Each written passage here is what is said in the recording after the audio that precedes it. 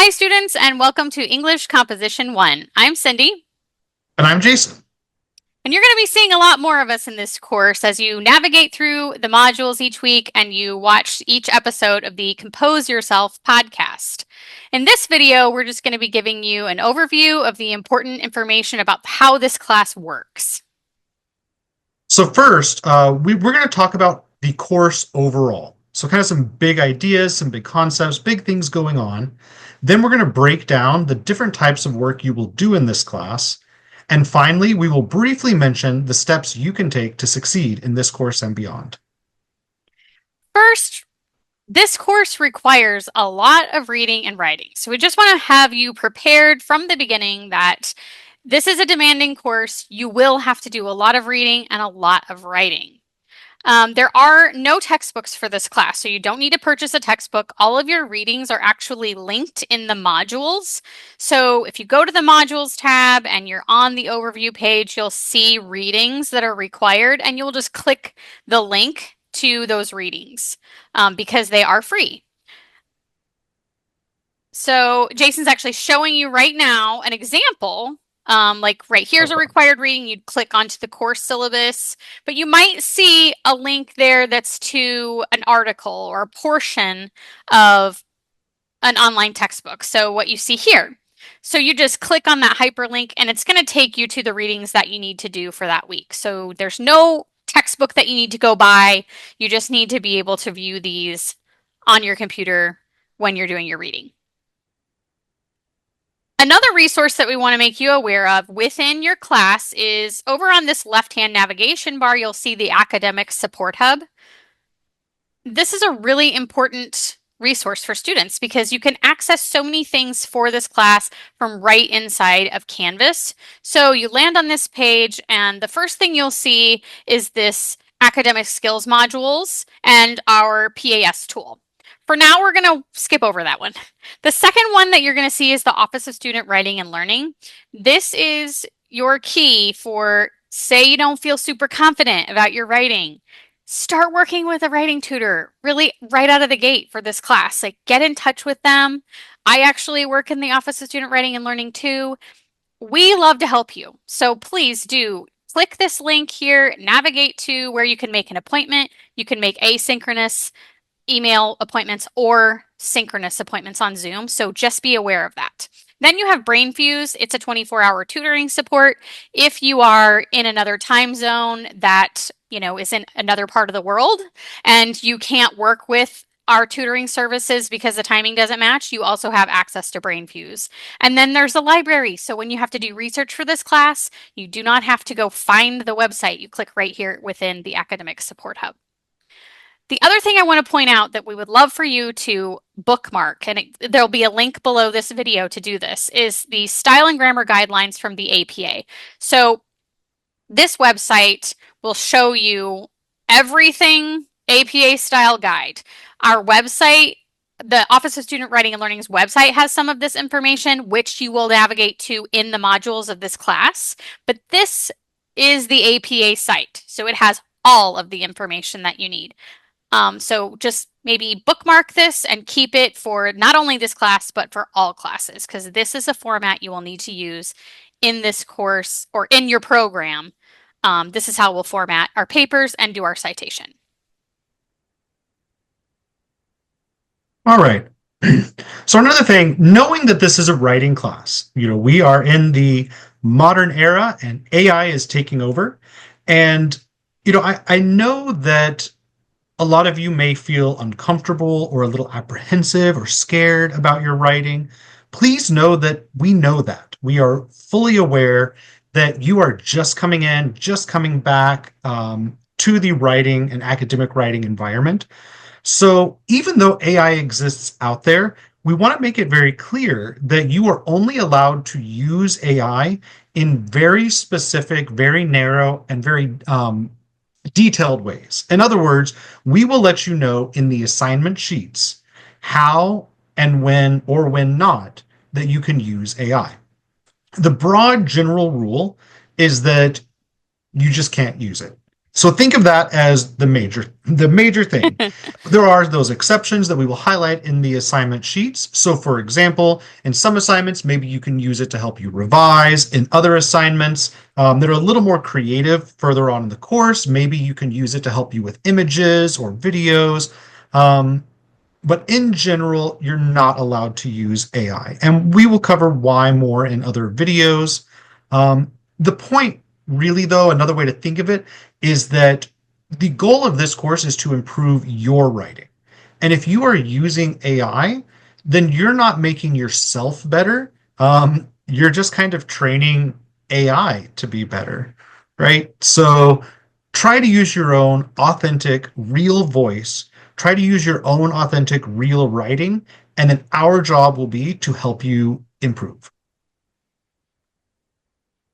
We also want to talk about where do you go when you're finding you have questions about this class. So first of all, we're going to show you where to navigate to find the syllabus for this class.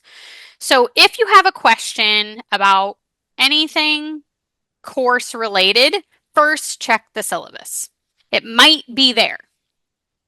If you have other questions, be sure that you're watching all of the videos associated with this class. So any video that exists within your class in this Canvas modules, you want to watch those videos. They are required.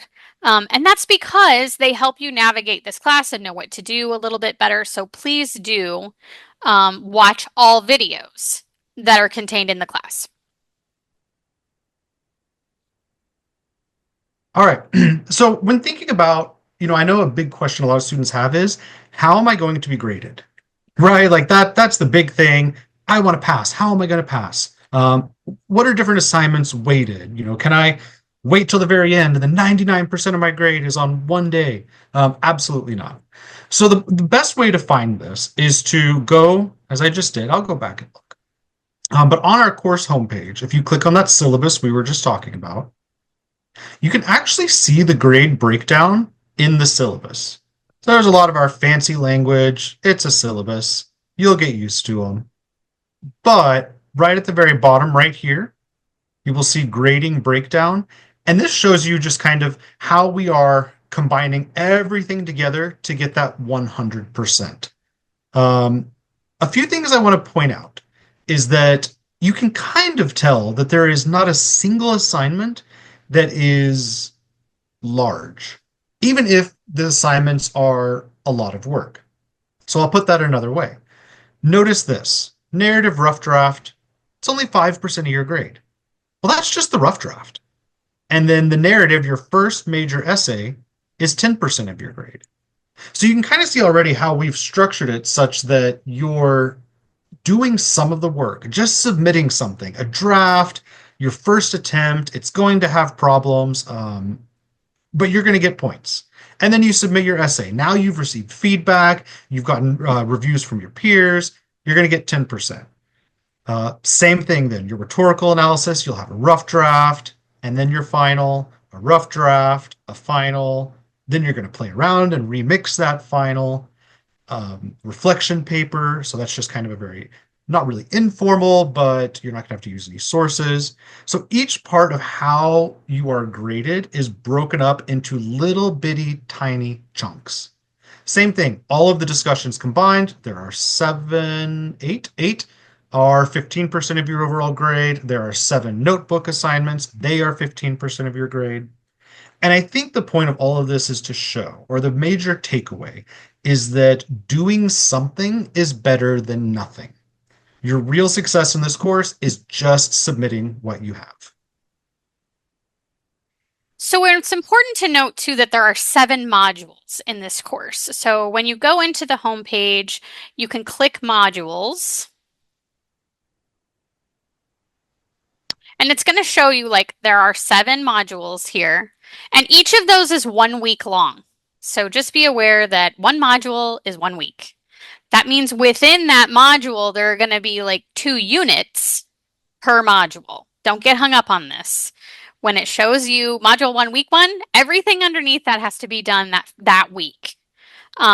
That means you're going to be doing 2 units a week, with the exception of the last week of this course. Unit 15 ends on Monday at 11:59 p.m., the last day of the course. So you do have a reflection essay due the very final day of the course, that Monday. All other due dates will be on Wednesdays or Sundays, so just be aware of that last due date being a little strange.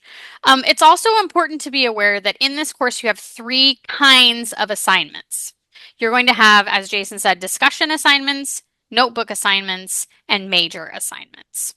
So those all give you opportunities to practice different skills, obviously. So just be aware that they are different in their demands. And maybe you want to go into this tab and kind of look around and familiarize yourself with them. So one of those categories that was mentioned was discussions. And I'm hoping and assuming by now that you have taken part in other online courses. If you have not, we can briefly just talk about what they are. Think back to your K-12 experience. You probably went to school in person, and you had conversations with your peers. You had conversations with your teachers. There was this dialogue, this back and forth that is instrumental to the learning process. Online, that's a little bit more difficult to replicate, especially because we're all coming at this from different time periods, right? We're not all meeting at 7:30 a.m. Eastern time. We are all over the world. So in online learning, we replicate this by having online discussions. And I'll show you an example in Unit 2. You have a discussion right here. We have intentionally kind of designed these discussions to work hand in hand with the assignments that you are doing. So you can tell from this, for example, that it says, think about a group you belong to, describe the unique and specialized ways you communicate. Hint, hint, this discussion is kind of a brainstorming that's going to work with the notebook assignment to help prepare you for the rough draft. And then in the next module, you're going to have a peer review. So that's where you're going to, again, in the discussions, share those drafts, talk to one another, provide that feedback, and then improve upon the draft that you've done. So these aren't just kind of, I don't want to say pointless, but sometimes I know when I did online education, it could feel kind of almost annoying to have to participate in a discussion. We have been really, really intentional to design these discussions to work to help you and to further along the writing process. With that also in mind, it is okay to use a little bit less formal language on your discussions, right? So you don't have to speak very properly, very formally. This isn't an academic paper or essay. But at the same time, do remember that this is an academic space. So the biggest distinction there is if you want to, you maybe use contractions, maybe depending upon the context or the discussion asks, a little bit of slang or jargon because you're showing instances of language, that's okay. At the same time, you don't want to, use kind of vulgar or crass language.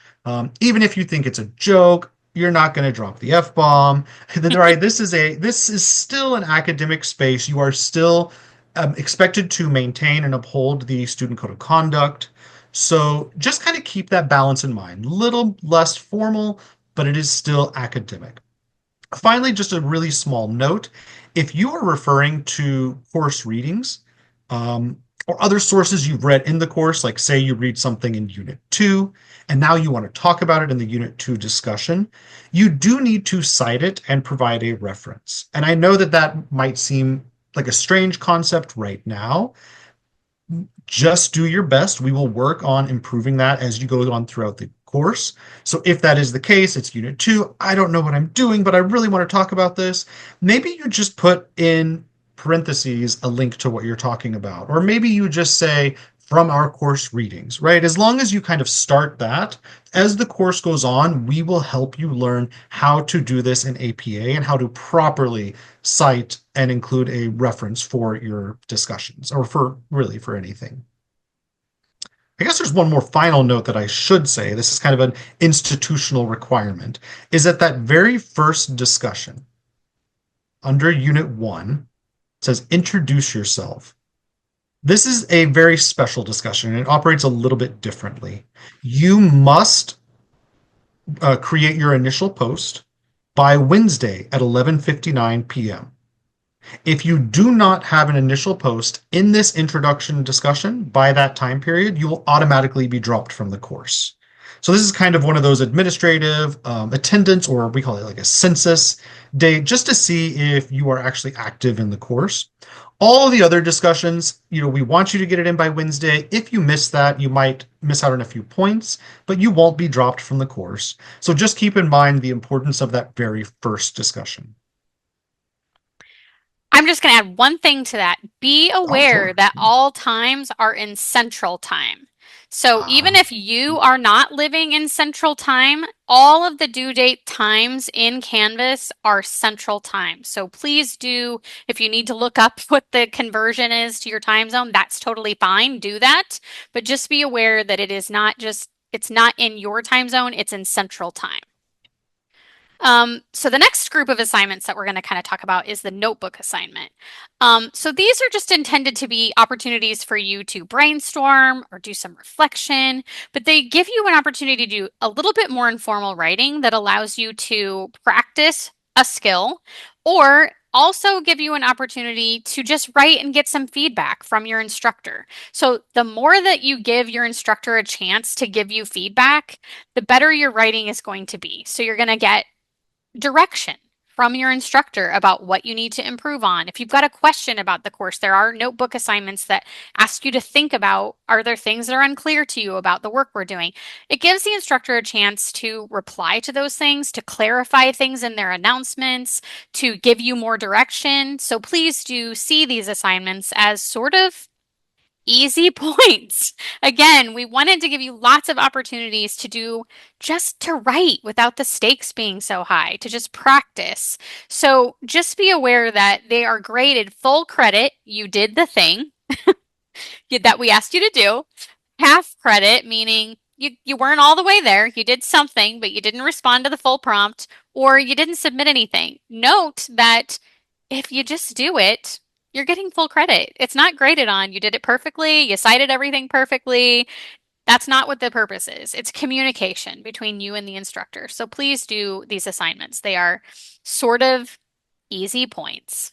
So, also a tip when you're doing your discussion board posts and your notebook assignments, it's a good idea to get in the habit for this class and all classes to open a document like in Word or Google Docs and just keep adding that each time to that one document. So let's say you just label it Notebook Week 2 or whatever it is, and then you type it in that document and then copy and paste it into Canvas. So that way, what you've posted is sort of organized for you and you don't lose track of it as the course goes on.